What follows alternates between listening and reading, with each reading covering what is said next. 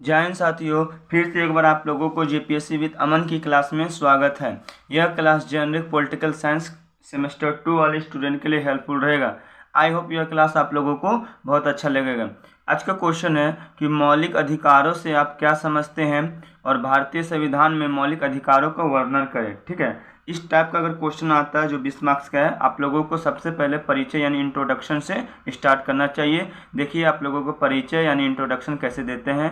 मौलिक अधिकार यानी भाग 3 जो है अनुच्छेद 12 से लेकर अनुच्छेद 35 तक में वर्णन किया गया। ठीक है, कौन भाग 3 में और अनुच्छेद 12 से लेकर 35 तक में मौलिक अधिकार का वर्णन किया।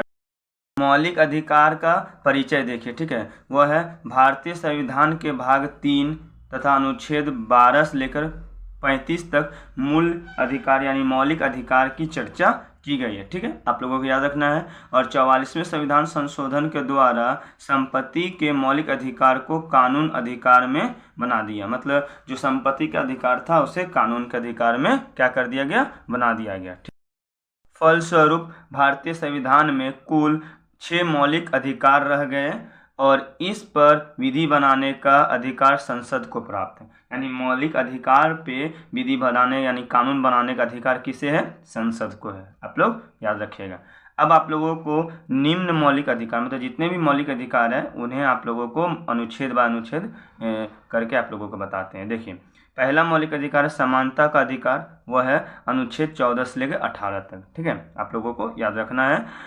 अब देखिए अनुच्छेद 14 में क्या कहता है। इसमें कहा गया है कि भारत के राज्य क्षेत्र में प्रत्येक व्यक्ति को विधि के समक्ष समानता का अधिकार प्रदान किया गया। मतलब इसमें कहा गया है जितने भी राज्य में, यानी पूरा राज्य कहने का मतलब पॉलिटिकल साइंस में होता है देश, तो जितने भी देश में आदमी रहते हैं या प्रत्येक व्यक्ति रहते हैं सभी को विधि के समक्ष समानता यानी समानता का अधिकार प्राप्त है। ठीक है, अनुच्छेद 15 में क्या कहता है।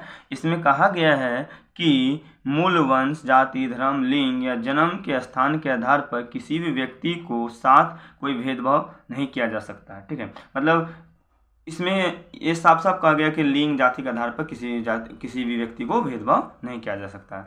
इस आधार पर दुकान, सार्वजनिक भोजनालय, होटल, सार्वजनिक उपयोग के लिए समर्पित तालाब, स्नानागार, कुआं आदि स्थानों के उपयोग में कोई भेदभाव नहीं किया जाएगा। ठीक है, मतलब स्नानागार, तालाब, ये सब होटल, सार्वजनिक प्लेस पर कहीं पर भी भेदभाव नहीं किया जाएगा। ये हमारा अनुच्छेद 15 में लिखा गया है। अब देखिए इसमें यह भी कहा गया है कि राज्य सामाजिक और शैक्षणिक दृष्टि से पिछड़े हुए अन्य किसी वर्ग को उन्नति के लिए विशेष उपबंध करा सकती है। ठीक है, उपबंध करा सकती है।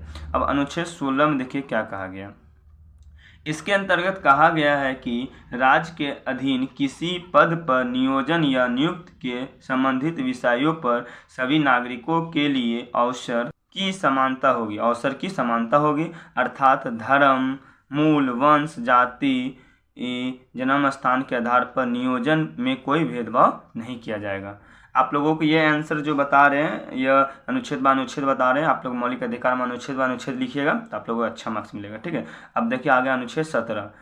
इसमें अस्पृश्यता का अंत कहा गया। किसका, अस्पृश्यता का अंत। ठीक है, इस आधार पर किसी व्यक्ति को सार्वजनिक स्थल पर जाने से या इसका उपयोग करने से रोक नहीं लाया जा सकता। मतलब कोई भी सार्वजनिक स्थल पर जाने से किसी व्यक्ति को रोक नहीं लगाया जा सकता। ठीक है, अब देखिए दूसरा हम 18 अनुच्छेद है। इसमें क्या कहा गया, उपाधियों का अंत। क्या है, उपाधियों का अंत।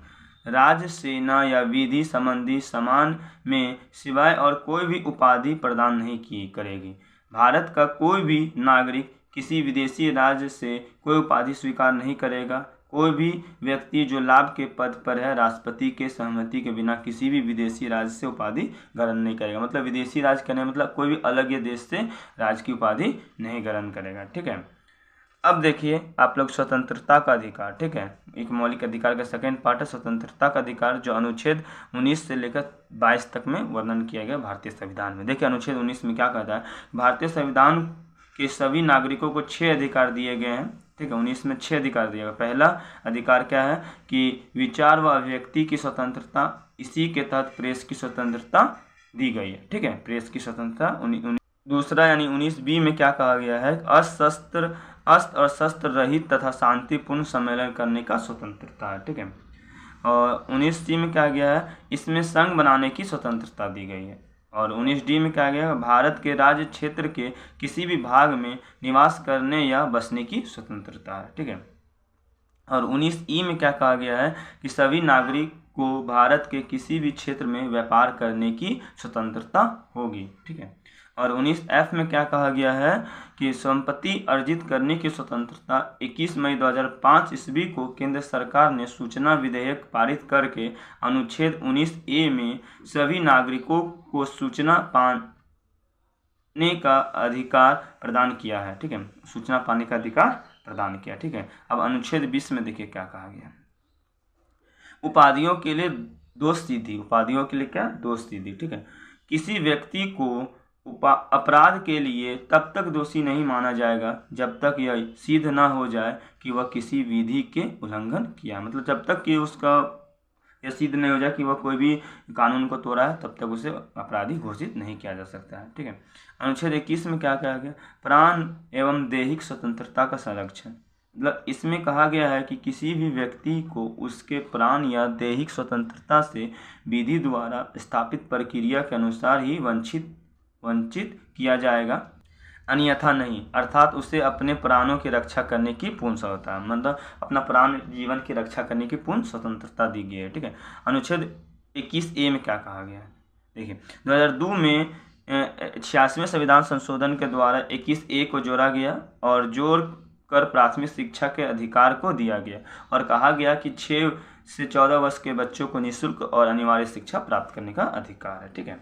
अनुच्छेद 22 में क्या कहा गया कि किसी व्यक्ति को उसके अपराध बताए बिना बंदी गृह में नहीं रखा जा सकता है और बंदी बनाए गए व्यक्ति को अपने वकील से परामर्श करने का अधिकार होगा और बंदी बनाए गए व्यक्ति को 24 घंटे के अंदर मजिस्ट्रेट के सामने प्रस्तुत होना, मतलब जब तक कोई भी व्यक्ति को उसका अपराध सिद्ध न हो जाए तब तक उसे बंदी गृह में रखा नहीं जा सकता और अगर बंदी गृह में रख भी दिए हैं तो 24 घंटा के अंदर ही उसे अदालत में पेश करना होगा, ये अनुच्छेद 22 कहता है। ठीक है। अब मौलिक अधिकार का तीसरा भाग है वह है शोषण के विरुद्ध अधिकार। क्या है, शोषण के विरुद्ध अधिकार। देखिए अनुच्छेद 23 से 24 में है। ठीक है। इसमें देखिए 23 अनुच्छेद 23 क्या कहता है कि भारत में देह व्यापार, बलात्कार पर निषेध, मतलब देह व्यापार करना यानी शारीरिक संबंध बनाना, शारीरिक शरीर को बेचना और बलात्कार यानी बच्चों का श्रम करवाना, इसमें सब निषेध है। इसमें कहा गया है कि किसी व्यक्ति से जबरन काम करवाने से दंडनीय अपराध माना जाएगा, मतलब कोई भी व्यक्ति से आप जबरन काम नहीं करवा सकते। ठीक है। इसी अनुच्छेद के तहत बेरोजगारी प्रथा का अंत किया गया था। ठीक है। बलात् जबरदस्ती, जैसे कि बेरोजगारी प्रथा होता है कि आपका पापा आपका बेटा ये सब काम करेगा, वो सब क्या कर गया, खत्म कर गया। 24 में क्या कहता है, बलात् श्रम निषेध, जो बलात् श्रम है यानी बाल श्रम जो है उसको निषेध किया गया। देखिए 14 वर्ष से कम आयु के बच्चे को किसी भी कारखाने या खान या जोखिम भरे कार्यों में नियुक्त नहीं किया जा सकता है, यानी इसी अनुच्छेद में बाल श्रम प्रतिबंध कर दिया गया, मतलब जितने भी बच्चे हैं 14 वर्ष के उसको जोखिम काम में नहीं किया जा सकता, यह अनुच्छेद 24 में लिखा गया। ठीक है। अब देखिए इसी के तहत बाल श्रम प्रतिषेध अधिनियम 1986 पारित किया गया और 2006 में इसे संशोधित करते हुए दुकानों, रेस्टोरेंट, ढाबा, घरेलू कहीं पर भी काम करने से पूर्णतः प्रतिबंध करा दिया गया। ठीक है। ठीक है। अब देखिए मौलिक अधिकार का चौथा भाग क्या है, वह है धार्मिक स्वतंत्रता का अधिकार, जो अनुच्छेद 25 से लेकर 28 तक है। ये सब लिखिएगा तो आप लोगों को ज़्यादा मार्क्स मिलेगा। ठीक है। अनुच्छेद 25 में देखिए अंतःकरण की स्वतंत्रता, किसका, अंतःकरण की स्वतंत्रता। ठीक है। इस अनुच्छेद में व्यक्ति की अंतःकरण की स्वतंत्रता प्रदान की गई है। इसमें कहा गया है कि कोई भी व्यक्ति किसी भी धर्म को मान सकता है और उस धर्म का प्रचार कर सकता है। ठीक है। अनुच्छेद 26 में क्या कहता है कि कोई भी नागरिक धार्मिक और पूजा प्रयोजन के लिए किसी भी संस्था की स्थापना कर सकता है और धर्म संबंधित कार्यों को प्रबंध करने को स्वतंत्रता होगी। और इसी अनुच्छेद में कहा गया है कि इन कार्यों को संचालित करने के लिए और अचल संपत्ति अर्जित करने का अधिकार होगा। ठीक है। तो कार्यक्रम को चलाने के लिए अनुच्छेद 27, इसमें कहा गया है कि किसी भी व्यक्ति या नागरिक को धर्म की अभिवृद्धि के लिए बलपूर्वक कर देने के बाध्य नहीं किया जा सकता है, यानी कर और टैक्स नहीं दिया सकता, टैक्स नहीं दिया जा सकता। ठीक है। आगे देखिए अनुच्छेद 28, इसमें कहा गया है कि राज्य निधि से पूर्णतः पोषित किसी भी शिक्षण संस्था में होने वाली उपांश में किसी भी व्यक्ति को भाग लेने की बाध्य नहीं किया जा सकता। मतलब जैसे कि कोई भी कार्यक्रम होगा, उपासन होगा यानी कार्यक्रम होगा, तो कोई भी व्यक्ति को भाग लेने के लिए बाध्य नहीं किया जा सकता है। ठीक है। अब मौलिक अधिकार का 5वां अधिकार है, वह है हम लोगों को संस्कृति एवं शिक्षा संबंधित अधिकार। क्या है? संस्कृति एवं शिक्षा संबंधित अधिकार, जो अनुच्छेद 29 से 30 में किया गया। देखिए 29 में क्या लिखा है, अल्पसंख्यक वर्गों के हितों का संरक्षण। ठीक है, अल्पसंख्यक वर्गों का हितों का संरक्षण। इसमें क्या कहा गया, देखिए इसमें कहा गया है कि भारत के सभी नागरिकों को जिनकी अपनी संस्कृति, भाषा और लिपि है, तो उन्हें बनाए रखने की पूर्ण अधिकार होगा। ठीक है, बनाए रखने का पूर्ण अधिकार होगा। और राज्य द्वारा पोषित किसी भी शिक्षण संस्था में प्रवेश में किसी भी नागरिक को केवल धर्म, वंश, जाति और भाषा इनमें से किसी भी एक आधार पर वंचित नहीं किया जाता। मतलब भाषा, जाति, धर्म पर कोई भी जगह पर अल्पसंख्यक वर्गों को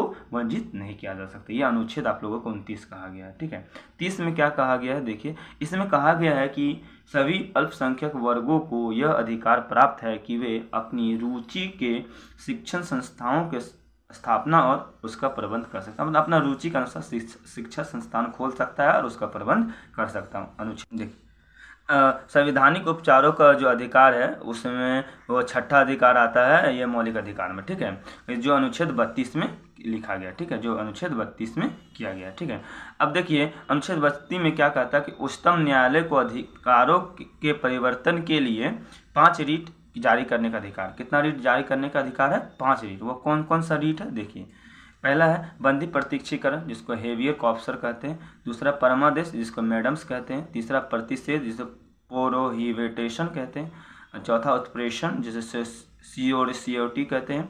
5वां अधिकार प्रेक्ष, जिसे क्वेबैटो कहते हैं। ठीक है, ये सब आप लोगों को याद रखना। ठीक है, और लिखना अनुच्छेद व अनुच्छेद, आप लोगों को अच्छा मार्क्स मिलेगा।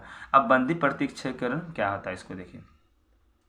इस आदेश के द्वारा बंदी बनाए गए किसी भी व्यक्ति को न्यायालय अपने समक्ष उपस्थित करने का आदेश देता है, ताकि वह उसके बंदी बनाए जाने के कारण को जान सके। यदि सही कारण नहीं होगा तो न्यायालय उस व्यक्ति को मुक्त करने का आदेश जारी करेगा। ठीक है, दूसरा है परमादेश। यह आदेश किसी सार्वजनिक अथवा अर्ध सार्वजनिक संस्था को जारी किया जाता है। इस रीट के द्वारा स्वच्छ न्यायालय किसी पदाधिकारी अथवा सार्वजनिक संस्था को आदेश जारी करता है, ताकि वह अपने सार्वजनिक दायित्व की निर्वहन ठीक ढंग से कर सके। ठीक है, तीसरा है प्रतिषेध। जो यह आज्ञा पत्र सर्वोच्च न्यायालय द्वारा निम्न न्यायालय को जारी किया जाता है। निम्न न्यायालय को यह आदेश जारी किया जाता है कि किसी भी मामले में वह अपने यहाँ कार्रवाई को रोक दे, क्योंकि यह मामला उसके अधिकार के क्षेत्र में नहीं है। ठीक है, उत्प्रेषण। यह आज्ञा किसी भी विवाद को निम्न न्यायालय से उच्च न्यायालय में भेजने के लिए और किसी न्यायालय को उसके अपने अधिकार क्षेत्र में रहकर कार्य करने के लिए जारी किया जाता है। ठीक है, अब लास्ट वाला है अधिकार प्रेक्ष। जो जब किसी व्यक्ति का किसी पद पर कार्य करने का अधिकार नहीं होता है, लेकिन फिर भी वह कार्य करने लगता है, तो न्यायालय उसे आज्ञा पत्र जारी कर पूछता है कि वह व्यक्ति किस आधार पर कार्य करता है। तो ये सब था आप लोगों को मौलिक अधिकार का, जितना भी था उसको हम अनुच्छेद बाय अनुच्छेद आप लोगों को समझा दिए। ठीक है, आप लोग मौलिक अधिकार 6 होता है, 6 को वर्णन कर दीजिए, अनुच्छेद बाय अनुच्छेद जो हम परिचय दिए वही दे दीजिए। आप लोगों को पक्का फुल में फुल मार्क्स मिलेगा। फिर मिलेंगे नेक्स्ट क्वेश्चन लेकर, तब तक के लिए बाय बाय।